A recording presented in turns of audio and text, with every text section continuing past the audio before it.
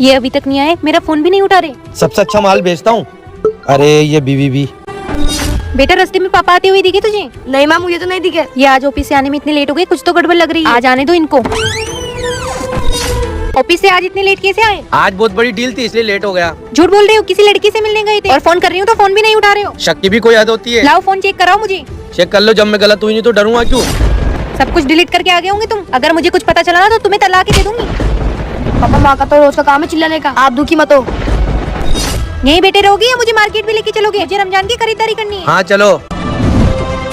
किसका फोन आया? मेरी माँ का फोन आया था। शक मुझे करना चाहिए, शक तुम कर रहे हो। मेरा भी फर्ज बनता है तुम्हारा फोन चेक करने का। अब फर्ज ही निभाते रहना, मैं तो जा रही हूँ अपनी माई के। बहुत हो गया तुम्हारा तमाशा। माँ वो खुद तो गलत है और मेरे पे शक करने लग गया। आखिर मैं उन्हें छोड़कर ही आ गई। थोड़े दिन दूर रहो, कल ठिकाने आ जाएगी। मैंने भी यही सोचा है। मुझे नहीं लगता वो तुझे लेने आएगा।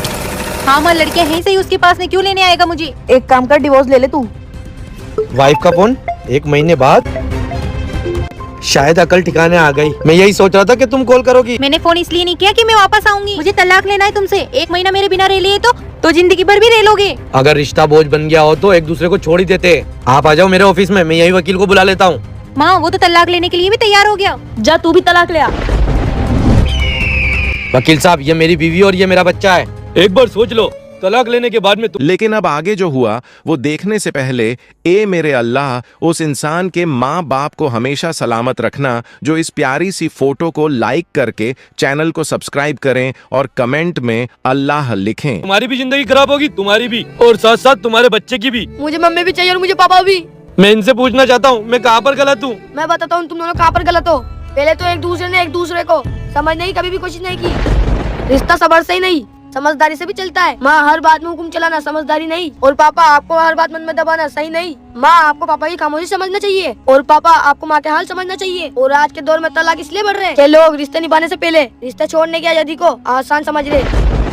बच्चा सही कह रहा है। सच तो ये है, आज तलाक ज्यादा इसलिए नहीं बढ़ रहे कि लोग बुरे हो गए, कि सच तो ये रिश्ते निभाने की तालीम खत्म होती जा रही है।